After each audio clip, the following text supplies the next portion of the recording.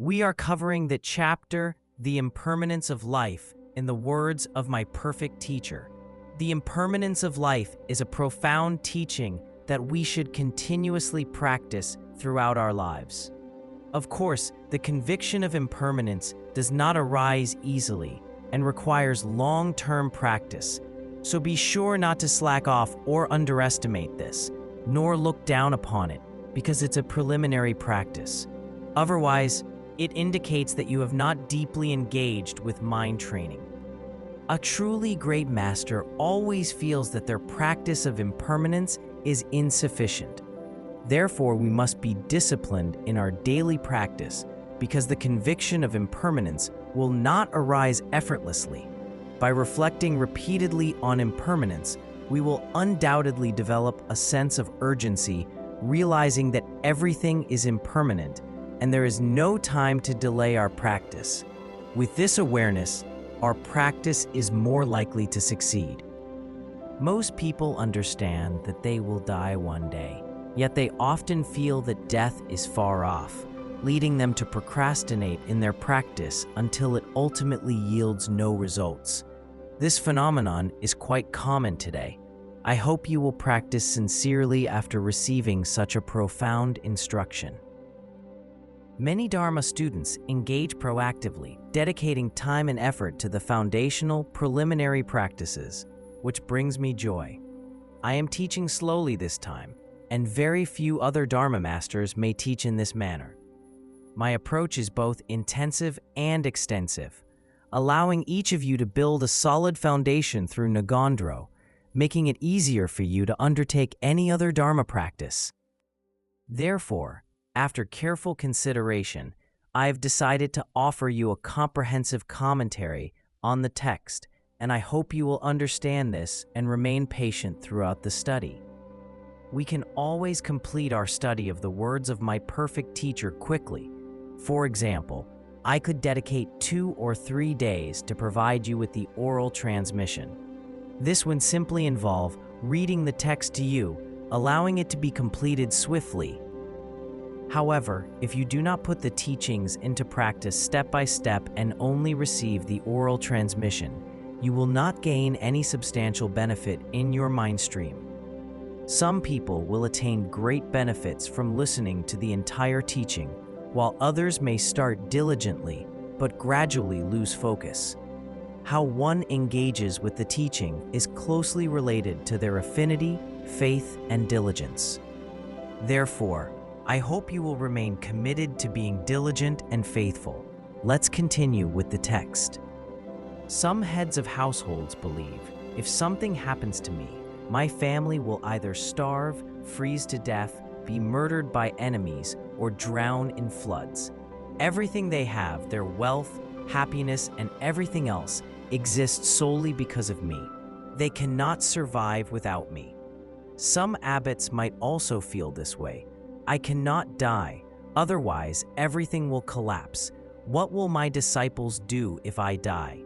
In fact, however, after these individuals pass away, their relatives cremate their bodies, cast them into the water, or abandon them in the charnel ground, after which they feel at peace and move on. There are many instances in this world when people, until their deaths, feel they are very important and indispensable to their families. However, after their death, others continue their lives as usual. Therefore, while we are still alive, we shouldn't set aside or abandon our practice for others. Some individuals say, I can't become a monastic, otherwise what will happen to my family? Or, I don't have time for the Dharma, because I am the one who takes care of important matters at home. Many others share the same concern. However, one day you will inevitably die, and you cannot always be with your family members. Without you, they will continue to live in this world. Therefore, while you are still alive, ensure you choose the best path for this life and many lives to come, and do not sacrifice your own liberation for others. As mentioned before, when we die, it's like a hair being pulled from a slab of butter. You are utterly alone, drifting helplessly through the intermediate state, Bargo. The only thing one can rely on at that time is the true Dharma. I don't know whether you've ever thought about it, but death is not far away from us. Death awaits us all, and when it comes, we have to leave everything behind and wander in samsara with our karma. Therefore, while death can be a dreadful experience, it can also serve as a significant opportunity for our liberation. Many people hesitate to even mention the word death, and this mentality is not healthy. Each of us must face death, and at that moment, nothing but the Dharma provides refuge. What follows us life after life is only our good and bad karma. The sutra requested by Sri Datta states, "Our beloved parents, siblings, children, and spouses, servants, wealth, and crowds of friends and relatives will not follow us when we die. It's only our karma that follows us." When we die, our parents, siblings, partners, and children won't accompany us. We cannot take our servants, possessions, or entourage with us, and, however reluctantly, we must leave our cherished body behind in this world as well. So what is the only thing that follows us? It is our karma. Even if we have only recited the mantra of Avalokiteshvara once, or performed a single wholesome deed, the merit of these positive actions will follow us like our own shadows. It is truly unfortunate that many people today do not accept the existence of rebirth, let alone engage in good deeds for their next life. Even when they do something good, it is typically for the benefit of this life, as the notion of the next life never even crosses their minds. It's not only worldly people who think this way. A few Dharma teachers also pay little attention to the next life. They advocate a simple rule of cause and effect. In this life, virtuous actions bring happiness, while vice results in suffering. Beyond this, they rarely consider the impact of their actions on their next life. A lifetime seems very long in comparison to a day. Similarly, the endless samsara is extensive compared to a single lifetime. Therefore, even if we may not care much about how we live this lifetime, we must carefully contemplate what it means for us to wander in the ceaseless cycle of life and death in samsara. Therefore, from this moment on, one must wholeheartedly and diligently practice the true Dharma with utmost dedication. Therefore, from now on, we must devote ourselves one-pointedly to the diligent practice of authentic Dharma. We should not just focus on formality or give false figures to the person responsible for recording our ngondro progress. Many people today study the Dharma merely to acquire materials or gain a good reputation, yet they never put the teachings into practice. Many of you can clearly assess your stance on this after self-reflection. You might consider the following. Since the time I took refuge, how have I spent each day? How much time have I dedicated to the practice of impermanence? How did the past eminent masters and genuine practitioners conduct their practices? It's not that I lack time, but how often have I contemplated death? How effective is my meditation on impermanence? You should examine yourself in this way repeatedly. We just covered the first of the 4 ways to contemplate impermanence. Whatever is born will inevitably die. Next, we will move on to the second one. Whatever is accumulated will eventually be depleted. This is a natural law, and even the king who rules Jambudvipa may find himself in beggary.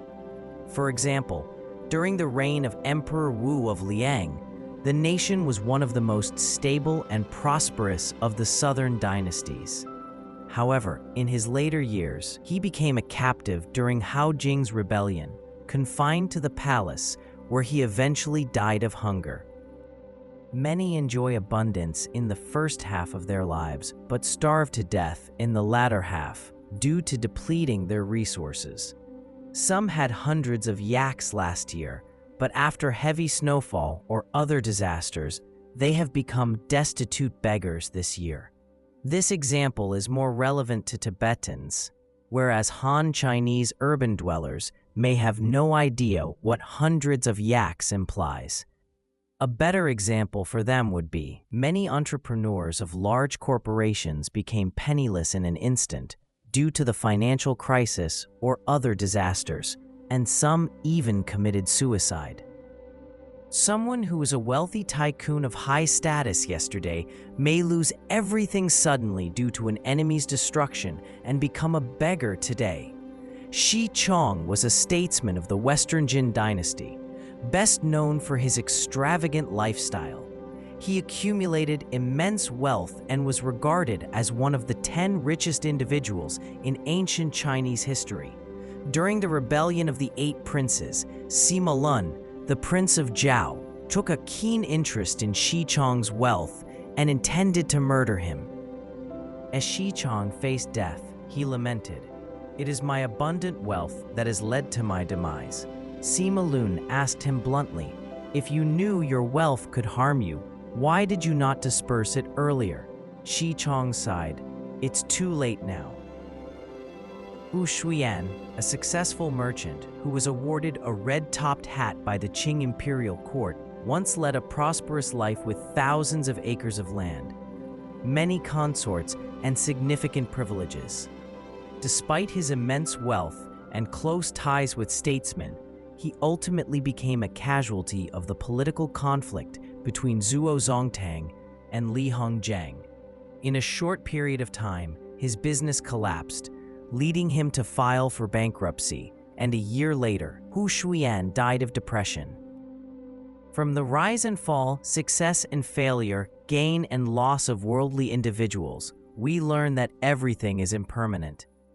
Unlike the practice of the generation stage or completion stage, which requires deliberate meditation efforts, the practice of impermanence can be achieved by observing the events around us. For instance, we can grasp the truth of impermanence from the news. During my hospital stay in the city, I often read newspapers. Some doctors curiously asked me, "As a monk, why do you care so much about state affairs?" In fact, I have no interest in the whereabouts of celebrities. While others may enjoy that news, I focus on reports that deepen my understanding of impermanence, such as disasters displacing countless people or corrupt statesmen being caught and imprisoned. Although it may seem trivial and have no profound implication, the content of these newspapers can indeed help us generate compassion and renunciation. Therefore, I am not idly wasting my time on newspapers. It is necessary to understand the impermanence present in worldly life, which in itself is a practice. That all these things happen is something you can see for yourself. Wealth and possessions cannot be owned permanently. So practice giving generously. Wealth and possessions are like summer dew and autumn clouds, which soon vanish. Therefore, we should practice generosity. However, those who do not grasp the principle of impermanence initially pursue wealth by any means necessary, and then do their utmost to protect it. But no matter how hard they try, they inevitably lose everything. Thus, if you are wealthy, you should enjoy your affluence without clinging to it, and when you lose your wealth, you won't feel sadness. This is how studying the principle of impermanence affects you. Please contemplate the above instructions repeatedly. I've conveyed the verbal meaning of the text to you, but I am unsure how many of you will truly reflect on its content. I hope you will pay attention to each instruction and, whenever you have time, read the text and thoughtfully reflect on its meaning. When I was studying the words of my perfect teacher, I took it very seriously. I implemented its teachings not for just one day or two, nor for 1 year or two, but for an extended period. As a result, I still hold a conviction regarding the rarity of human life, the impermanence of life, and so forth. Such conviction cannot develop in a short time. It is only through long-term, sustained practice that the results of such efforts become more solid over the years. Eventually, one begins to gradually renounce worldly pursuits such as fame, status, and wealth. Whatever comes together will ultimately separate. All gatherings will eventually disperse. Whether it's a grand marketplace or a great religious assembly that brings together thousands of people from all directions, in the end, everyone will go their separate ways.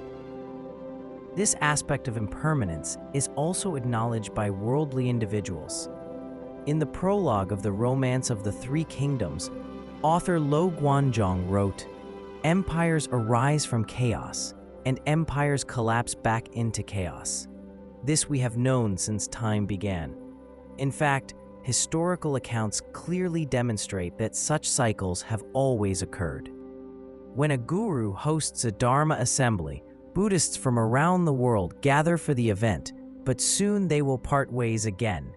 This year's Vajrasattva Dharma assembly will be held soon at Larangar, and many fourfold Buddhist disciples will arrive from various locations. However, 8 days later, they will depart as each returns home. The same is true for the Dharma friends present today. You are gathered in the Dharma hall for teachings, but in a few years, many of you may have left Larangar or even this world. Lay people currently participating in a group and studying the Dharma, whether online or offline, will also separate from one another in a few years. It's akin to graduating from school, when you and your classmates part ways, leaving only good memories, as it is impossible to be together forever. Even though we, as masters and disciples, lords and servants, patrons and field of blessings, spiritual friends, brothers and sisters, or husbands and wives, may now cherish and live harmoniously together, in the end, no matter what, we cannot avoid separation. In particular, some disciples have strong relationships with their gurus and do not wish to part from them. However, as some eminent masters have stated, it is impossible for disciples to be with their guru forever, even if the guru wishes to teach them in one place for an extended period. For example, Buddha Shakyamuni entrusted the Dharma to Mahakashapa and Ananda, but the two heirs could only propagate the Buddha's teachings within the earthly frame for 30 to 40 years. Therefore, in the present era, when the human lifespan is around 100 years, a guru has limited time to propagate the Dharma, making it impossible for a disciple to consistently receive teachings from a qualified teacher. For instance, as disciples of the great Jigme Phuntsok Rinpoche, we all wish to continuously receive his teachings and never part from him, but ultimately, we had no choice but to experience a great loss. Jigme Phuntsok Rinpoche suddenly passed into parinirvana and left us for the pure realm. We felt like a group of orphans in this world, experiencing the excruciating pain of loss. Consequently, regardless of the relationship, whether between teachers and disciples or husbands and wives, it will ultimately end in separation. As the old saying goes about impermanence, parental love, however tender, will one day fade.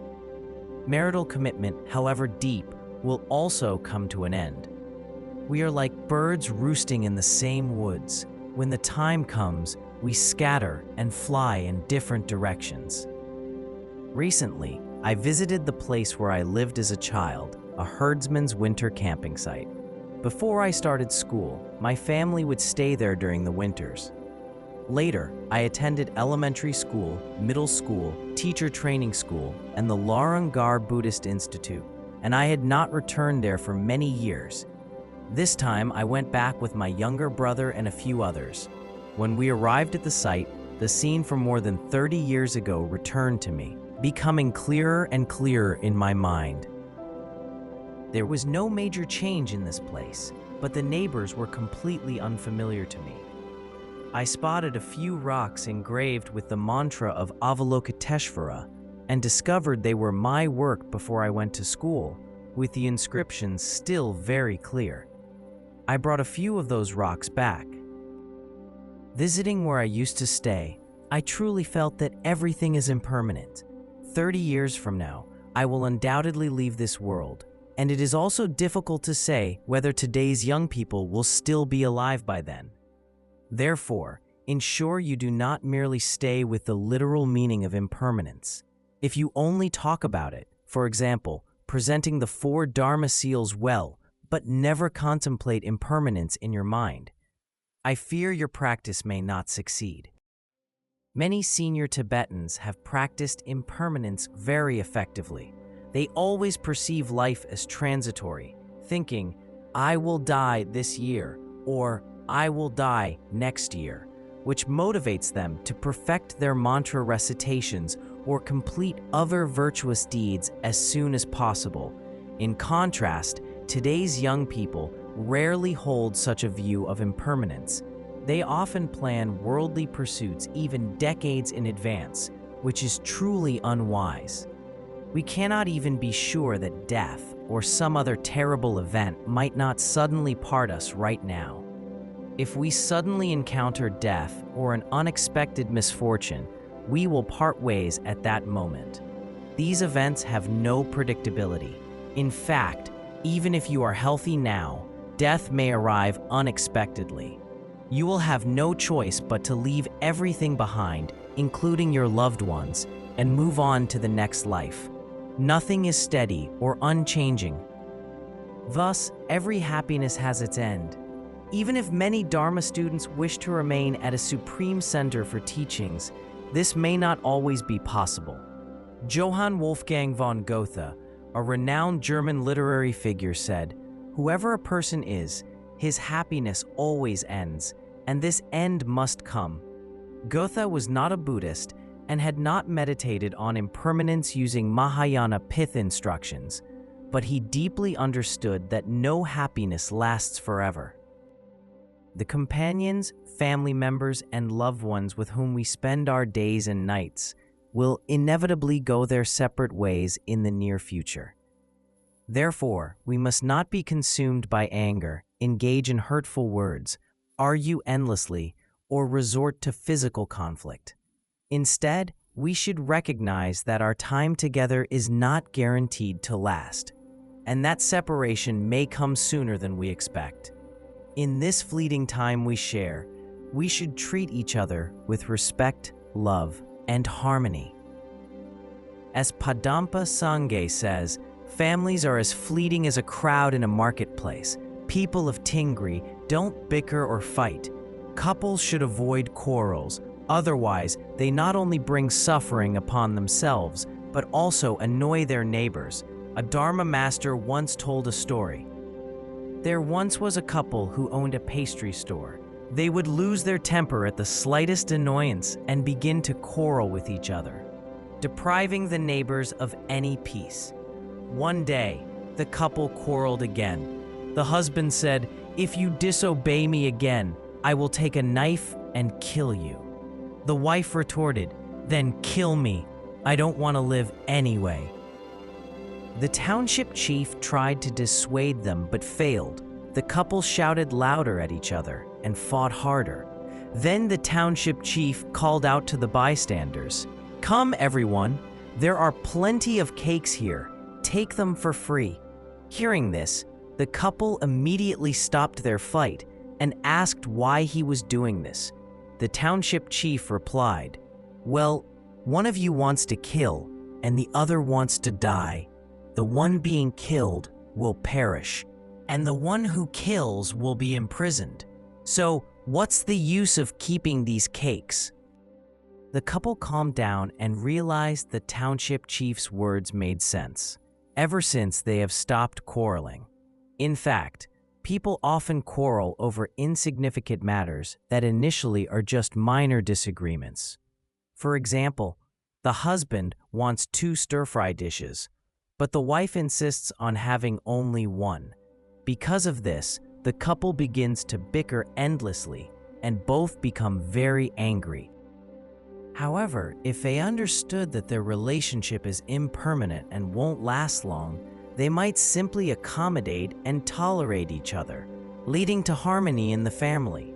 When the family is in harmony, society as a whole will be in harmony as well. A person who doesn't quarrel and maintains peace of mind is more likely to get along with others and brings no interpersonal conflict. In contrast, if an individual is very unhappy, they may also spread unhappiness to those around them. Those who understand the truth of impermanence will truly appreciate the fleeting connections they have with others. Therefore, regardless of the situation you find yourself in, whether serving the Sangha or studying with classmates or group mates, ensure that you refrain from backbiting and gossiping about others. In all my years at Larangar, I have never quarreled with anyone over personal matters. I have only argued with others at times regarding public matters, especially management issues. You should know that it is a very rare opportunity for people to come together, just as how Su Shi and Chan Master Foyin treated each other.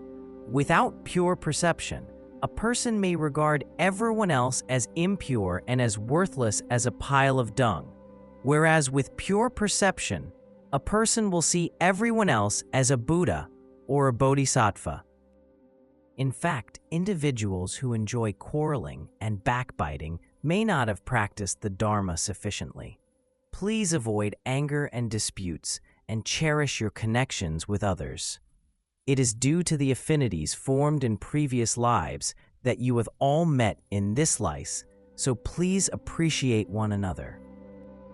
Therefore, a Dharma practitioner should keep the Guru's teachings in mind and reflect on them regularly, as this will eventually lead to positive changes. Studying the Dharma differs from learning Qigong, which can provide immediate experiences. Only when a Dharma practitioner's mind resonates with the Dharma can they gradually renounce worldly pursuits and strengthen their faith in the Guru and the three jewels. Whatever is built will eventually collapse. All buildings constructed will eventually crumble and fall apart. In the past, prosperous villages and temples were managed and presided over by virtuous people. But now they are reduced to ruins, and they have become nothing more than nests for birds. Nothing can exist eternally. This follows the same principle that things will inevitably revert once they reach a culmination. In India, the revered Buddhist learning centers Nalanda and Vikramashila flourished in the past as places where countless sages and great panditas resided, engaging in the study and discussion of the Dharma. Both centers significantly contributed to the spread of the Dharma, but now they have been reduced to mere ruins. Even Samye's central three-story temple, built by miraculously emanated craftsmen during the reign of King Trisong Detsen and consecrated by the second Buddha of Audhyana, Padmasambhava, and Khenpo Bodhisattva Shantarakshita, was destroyed by fire in a single night. It is said that the fire destroyed the entire structure of the temple, leaving only a few wall ruins. Of course, there are different historical accounts of this. When the great Jigme Phuntsok Rinpoche bestowed the pith instructions of the Great Perfection, he would often mention Samye because he was, in his previous life, one of the main 25 disciples of Padmasambhava, Nanam Dorje Dujum, meaning indestructible subduer of Mara. Whenever Jigme Phuntsok Rinpoche recalled Samye's former glory and splendor and compared it to its present state, he would appear sad and tearful. Historical records show that Samye was a magnificent structure, but it suffered significant damage later, especially during the Cultural Revolution. Although it has been restored in recent years, its original architectural style has largely been lost. During the time of King Songtsen Gampo, the Red Mountain Palace, which rivaled the Palace of Indra, has now been reduced to nothing. There isn't a single tile left, and even the foundation stones are nowhere to be found. In fact, however magnificent a building may be, it will eventually be destroyed or collapse. It cannot exist forever. When I was still a student, I enjoyed the theme song titled "The Great Wall Will Never Fall" from the television series The Legendary Folk. Every night after our study sessions, my classmates and I would face the classroom wall and sing the song, or we would punch a sandbag while singing. Back then, I believed the Great Wall would indeed never fall, but after studying the principle of impermanence, I realized it will eventually collapse. When I visited Beijing, I examined the Great Wall's structure, noting that it was made of bricks and stones that might be of lower quality than today's steel and concrete buildings. I also observed that many parts of the Great Wall are no longer very solid. Therefore, there is no such thing as a building that will never fall. The original World Trade Center was once the tallest building in the world, with 110 stories, reaching 1,362 feet. During the September 11th attacks, 2 planes crashed into the Twin Towers, and the center completely collapsed. Thus, even a building made of solid steel and the best mortar will fall when impermanence strikes. China's old summer palace, Yuanmingyuan, in northern Beijing, once the pinnacle of imperial design, was initially constructed in 1707 during the reign of Emperor Kangxi of the Qing dynasty. It was further expanded and renovated during the reigns of other emperors, including Yongzheng, Qianlong, Jiaqing, Daoguang, and Xianfeng. The palace was vast.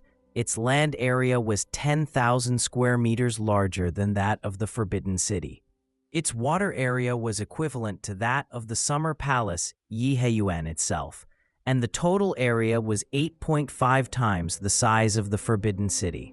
Emperor Qianlong remarked, "It's a place full of treasures from the heavens and the energy of the earth, a place where emperors visit to relax. Nowhere else is comparable to it." Its fame spread to Europe, and it was considered the Garden of Gardens in its heyday.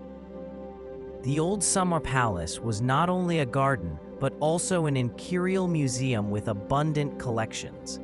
Victor Hugo, one of the greatest French writers, said, "All the treasures of all our cathedrals put together could not equal this formidable and splendid museum of the Orient." However, in 1860, during the Second Opium War, the eight-nation forces robbed valuable treasures and then set the entire palace ablaze. The massive fire destroyed almost everything. Now, only ruins remain for our remembrance.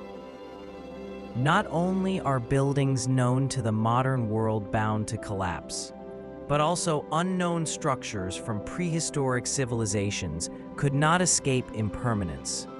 Because these buildings were constructed long ago, their glory eventually became a fictitious legend.